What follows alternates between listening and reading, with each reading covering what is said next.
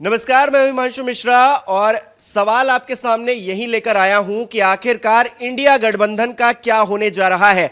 India गठबंधन का भविष्य क्या है, इसको लेकर लगातार सियासी गलियारों में चर्चाएं चल रही हैं। जब से ममता बनर्जी की पार्टी की तरफ से यह आवाज बुलंद की गई है कि इंडिया गठबंधन की कमान बंगाल में टीएमसी के हाथ में दे देनी चाहिए, तब से लगातार कांग्रेस पार्टी के अंदर खलबली मची हुई है। प्रियंका गांधी हो, राहुल गांधी हो, सोनिया गांधी हो, किसी को भी रातों को नींद नहीं आ रही है। लेकिन आखिरकार ऐसा क्या हुआ है जिसकी वजह से ममता बनर्जी इतनी आक्रामक हो गई हैं, उस पर आए। उससे पहले कीर्ति आजाद का एक और बयान आया है जिसमें वो कह रहे हैं ममता बनर्जी को कमान दे देनी चाहिए। वो किन बातों का जिक्र कर रहे हैं स्क्रॉल के जरिए पहले वो समझिए। तो टीएमसी के सांसद कीर्ति आजाद कह रहे हैं कि माहौल स्पष्ट है, कुछ दल खुश नहीं है। वो चाहते हैं कि ममता बनर्जी अब इंडिया ब्लॉक का चार्ज ले ले। स्ट्राइक रेट देखिए, कांग्रेस का स्ट्राइक रेट बीजेपी के सामने 10% है, जबकि ममता का स्ट्राइक रेट 70% है। बीजेपी से सीधी लड़ाई में ममता ही सक्षम है। कांग्रेस को यह बात समझनी चाहिए।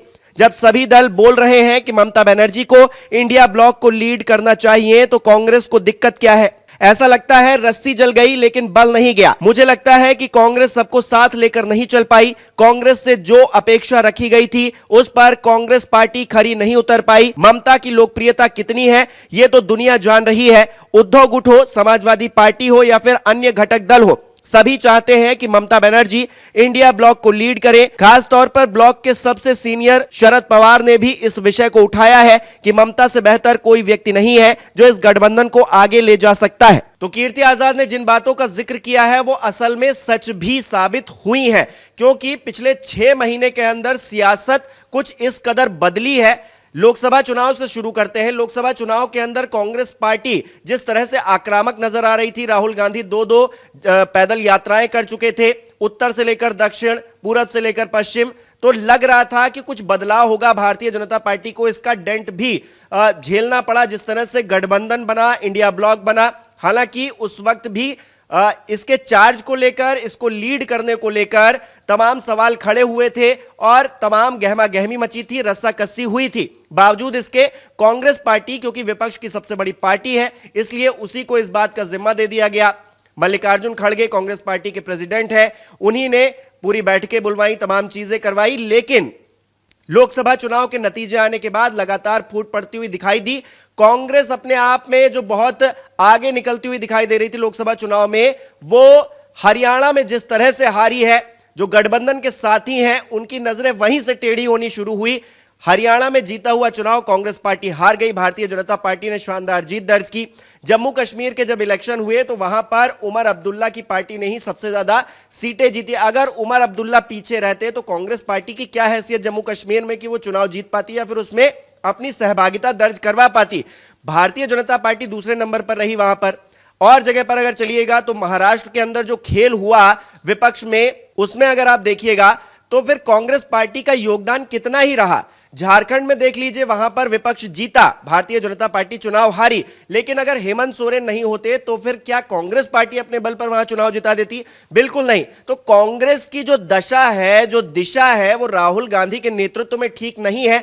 यही बात बताने की कोशिश ममता बनर्जी के तमाम नेता कर रहे हैं, ममता बनर्जी खुद भी कर रही हैं। इसके अलावा अगर दूसरे नेताओं की बात करें तो शरद पवार का जिक्र कर लीजिए, उत्तर प्रदेश में आई है तो अखिलेश यादव का जिक्र कर लीजिए। वो तो एक इंटरव्यू में यहां तक कह चुके हैं कि कांग्रेस का कोई भविष्य नहीं है, कांग्रेस पूरी तरह से खत्म हो चली है। एक तरफ राहुल गांधी के साथ वो जिस तरह से बातचीत करते हैं, जिस तरह से मिलते हैं, वो चीजें हैं, दूसरी तरफ वो कह रहे हैं कि खत्म हो रही है कांग्रेस।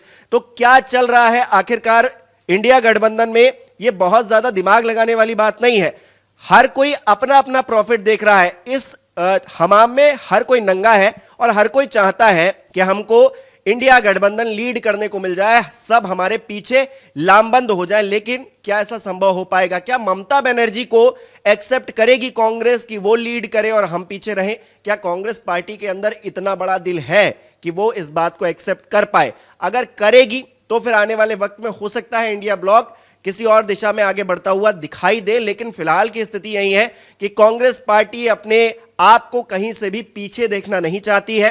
राहुल गांधी हो, अब तो प्रियंका गांधी भी संसद में पहुंच गई हैं। ऐसे में सीट बंटवारे को लेकर जो संसद में हंगामा हुआ वो हम सब ने देखा ही कि अखिलेश यादव, डिंपल यादव किस तरह से नाराज हो गई। अवधेश पासी की सीट को पीछे कर दिया गया और उसके बाद अखिलेश यादव भी सामने बैठने को तैयार नहीं हुए थे। तो तमाम चीजें हैं। इंडिया गठबंधन की जो छतरी है उसमें इतने छेद हो गए हैं कि पानी रिस रहा है और उस छतरी के नीचे कोई एक तरह से काम करने को तैयार नहीं है।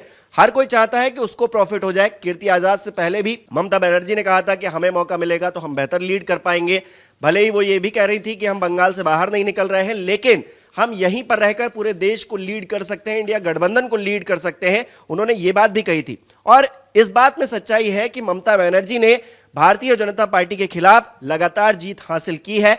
उन्होंने अपनी सत्ता में बरकरार रहने के लिए न सिर्फ कम्युनिस्ट जो वहां पर पार्टीज हैं उनको पीछे किया, बल्कि भारतीय जनता पार्टी को भी अभी तक बहुत ज्यादा स्पेस नहीं दिया है। हालांकि भारतीय जनता पार्टी अपनी सीटें बढ़ा रही है, वहां पर भारतीय जनता पार्टी अपना वोट बैंक बढ़ा रही है, लेकिन तमाम स्थितियों के बावजूद ममता बनर्जी अभी भी भारतीय जनता पार्टी पर भारी है बंगाल की स्थिति के मद्देनजर। लेकिन पूरे देश में बात कीजिएगा तो कांग्रेस सबसे बड़ी पार्टी है, लेकिन उसके नेतृत्व को कोई स्वीकारना चाह नहीं रहा है। कोई नहीं चाहता है कि कांग्रेस पार्टी लीड करे। बहुत सारे लोग ये कह सकते हैं कि देखिए लोकसभा चुनाव के अंदर कांग्रेस पार्टी ने सबसे ज्यादा सीटें जीती, लेकिन देखिए कितनी सीटों पर उन्होंने चुनाव लड़ा। सबसे ज्यादा सीटों पर चुनाव भी तो लड़ा और राहुल गांधी के नेतृत्व में 99 सीटों पर अटक भी तो गए। हाँ, भारतीय जनता पार्टी की सीटें कम हुई, ये इंडिया ब्लॉक की एक जीत रही, लेकिन बावजूद इसके तीसरी बार प्रधानमंत्री कौन बना, तीसरी बार सत्ता में आखिरकार कौन है, किसको चाबी मिली, किसको कुर्सी मिली। ऐसे ही महाराष्ट्र के अंदर हुआ, वहां पर तमाम माहौल बनाने की कोशिश की गई, लेकिन हुआ क्या आखिर में। हरियाणा में देख लीजिए क्या हुआ। तो इन तमाम परिस्थितियों को देखते हुए, कांग्रेस की दुर्दशा को देखते हुए अब ममता बनर्जी को भी लग रहा है, अखिलेश यादव को भी लग रहा है, उद्धव ठाकरे को भी लग रहा है, शरद पवार को भी लग रहा है कि नेतृत्व अब दूसरे के हाथ में जाने की जरूरत है। राहुल गांधी इस नेतृत्व को या फिर मल्लिकार्जुन खड़गे, कांग्रेस पार्टी इस नेतृत्व को सही ढंग से संभाल नहीं पा रही है। आप देखिए सीट शेयरिंग को लेकर भी कोई बातचीत नहीं होती है। अखिलेश यादव कितनी भी कोशिश कर लेते, हरियाणा में उनको सीटें नहीं मिली। वो कितनी भी कोशिश कर रहे थे, महाराष्ट्र में उनको गठबंधन में जगह नहीं दी गई। वो तमाम जगह जाते हैं, मध्य प्रदेश में उनके साथ क्या हुआ हर किसी ने देखा है। शायद यही वजह है कि जब कांग्रेस पार्टी उत्तर प्रदेश में आती है और अखिलेश यादव से कहती है कि हमको सीट दे दीजिए, तो अखिलेश यादव भी भिनक जाते हैं। वो कहते हैं हम आपको एक भी सीट नहीं देंगे। उसके बाद राहुल गांधी ना कोई गठबंधन में तो थे ना, गठबंधन की तो जिक्र कर ही रहे थे, कह रहे थे कि हम गठबंधन में हैं, इस गठबंधन के तहत ही चुनाव लड़ रहे हैं। लेकिन कांग्रेस पार्टी का कौन सा नेता आपको दिखाई दिया जो उपचुनाव में समाजवादी पार्टी के लिए प्रचार कर रहा था। सारा खेल सत्ता का है, सारा खेल सीट का है, और जिसको सीट मिलती है वो खुश हो जाता है। उसको लगता है कि सारे दल उसके पीछे लामबंद हो जाए। ममता बनर्जी को फिलहाल के लिए यह लग रहा है कि वही है जो विपक्ष में सबसे ज्यादा मजबूत है, भारतीय जनता पार्टी को सही ढंग से चुनौती दे पा रही है।